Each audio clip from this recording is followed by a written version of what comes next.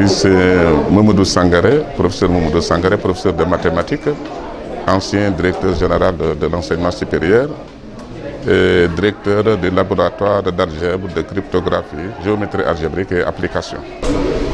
Oui, mais vous savez que les universités fonctionnent sur la base de départements et de laboratoires.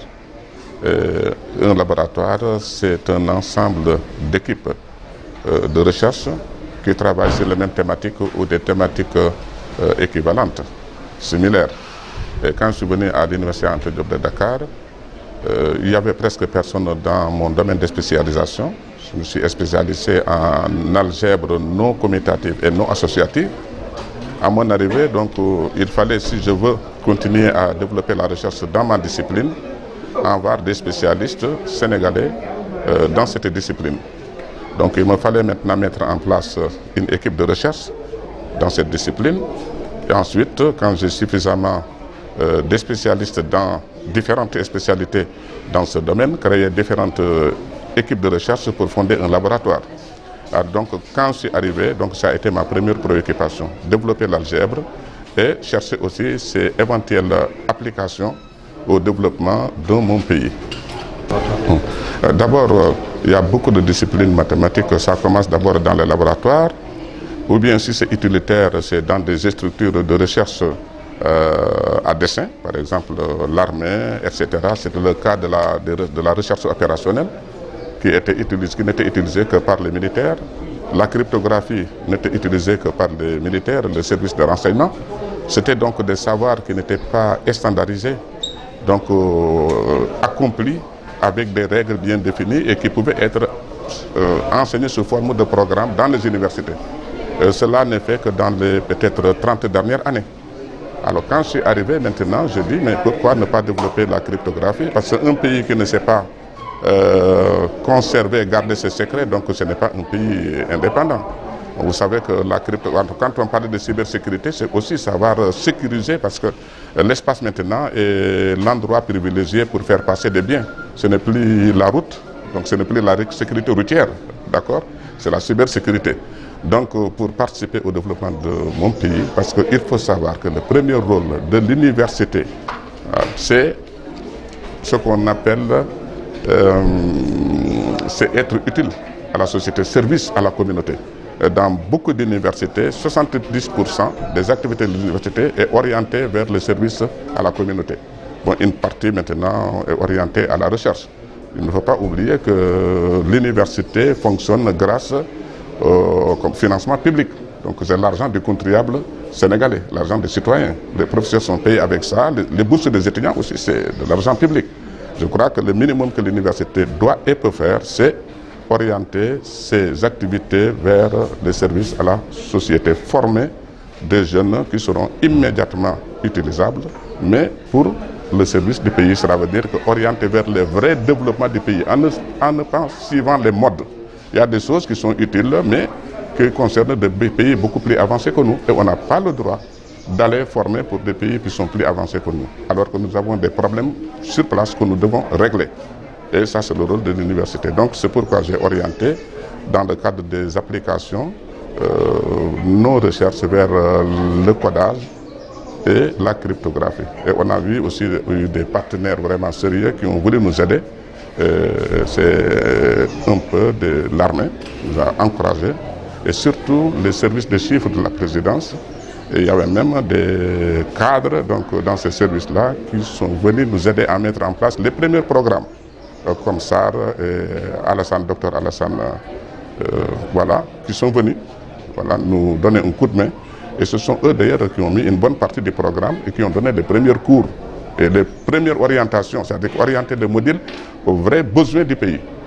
Alors, au lieu maintenant de chercher comment capter des messages venant de Mars dans un pays qui n'est pas encore dans la conquête de l'espace, ça ne sert à rien. Vous formez des jeunes dans ce domaine-là, ils quittent le pays, après on va crier fuite de cerveau alors que ce sont les professeurs qui les ont sachés.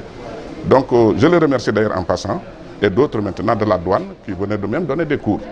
Vraiment, ils nous ont ouvert, ce qui montre aussi l'utilité, d'ailleurs la nécessité des universités de s'ouvrir maintenant aux entreprises. aux hommes d'affaires de travailler avec eux pour mieux serrer, connaître les vrais besoins du pays, mettre en place des masters communs. Voilà. Et le faire participer au jury de soutenance de thèse et pourquoi pas même à l'enseignement de certaines disciplines. Oui, mais parce que la cryptographie est basée sur ça. On a un programme qui vise maintenant la cryptographie quantique. On sait que les prochains ordinateurs maintenant fonctionneront avec le principe de la mécanique quantique. On est en train maintenant de préparer nos jeunes doctorants maintenant à ce futur monde-là. Bon, je voudrais, avant de terminer, remercier Linux Sénégal et NIC, avec nos jeunes de TDSI. Ce sont des jeunes en licence. J'étais étonné de constater que des étudiants en licence ont eu l'initiative d'organiser cet événement avec des collaborateurs comme Linux Sénégal et NIC. Donc je les remercie tous les étudiants et surtout la direction de Linux. D'ailleurs, le directeur il est là, le président directeur général, qui a laissé toutes ses activités pour venir nous accompagner nos étudiants. Et aussi Nick qui a envoyé des gens pour présenter maintenant leurs produits et leurs préoccupations. Bonjour, je m'appelle Seydina Issa Pathé, ingénieur en télécom informatique, certifié en Linux Professional Institute, bilingue ingénieur dans une structure de télécommunication. Exactement, présentement nous faisons une journée Linux Sénégal en partenariat avec le club TDSI. L'objectif de la journée, c'est de sensibiliser. Présentement, comme vous le savez, au Sénégal, il y a pas mal de choses qui se font sur la partie informatique, surtout dans les entreprises qui évoluent dans le domaine financier. Donc, on peut sensibiliser l'opinion, parler de la sécurité informatique, comment ça se passe, comment les stratégies qu'il faut mettre en place pour protéger nos données et aussi imprégner les étudiants à pouvoir se protéger dans cet environnement, dans cet écosystème. Oui, la sécurité, elle est déjà primordiale dans le domaine des TIC. On utilise pas mal de systèmes d'information. Et ce qui se passe dans les structures, c'est que nous gardons des données, nous conservons des données et ces données peuvent être, une fois à l'extérieur, une fois dans les mains d'une personne mal intentionnée, de faire des choses pas trop nettes. Raison pour laquelle il est important de mettre en sécurité ces données. Comment ça se passe? On utilise pas mal de systèmes d'exploitation, il y a les Windows, il y a les Linux et autres. L'importance de ce système d'exploitation, c'est d'offrir à l'utilisateur un certain nombre d'outils pour pouvoir préserver ces données, les mettre dans un endroit où il est difficile d'accès.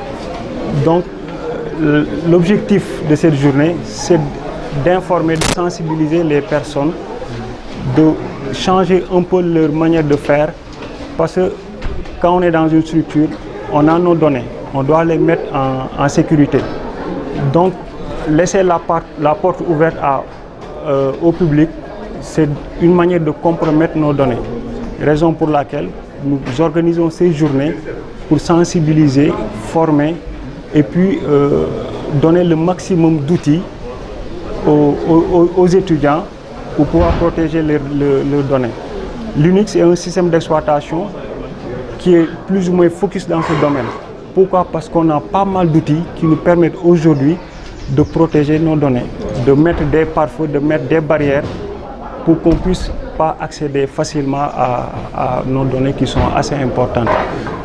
L'objectif premier, c'est de sensibiliser, comme je l'ai dit tout à l'heure, mais aussi le fait en 3 heures de temps, 4 heures, on ne peut pas former. Mais l'objectif, c'est de donner des infos, donner des astuces pour que après ces étudiants puissent faire des recherches, approfondir leurs connaissances dans ce domaine.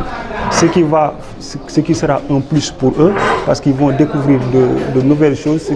Ça va les permettre aussi de savoir réellement c'est quoi la sécurité informatique. Nous autres qui sommes là juste pour faire passer l'information, nous aussi, nous prenons des informations chez ces étudiants parce qu'eux, ils sont au cœur de l'information, on les forme pour ça. Parfois aussi, c'est des partages, c'est des échanges qui se passent entre nous. Donc nous aussi, nous gagnons à organiser, en organisant ces journées.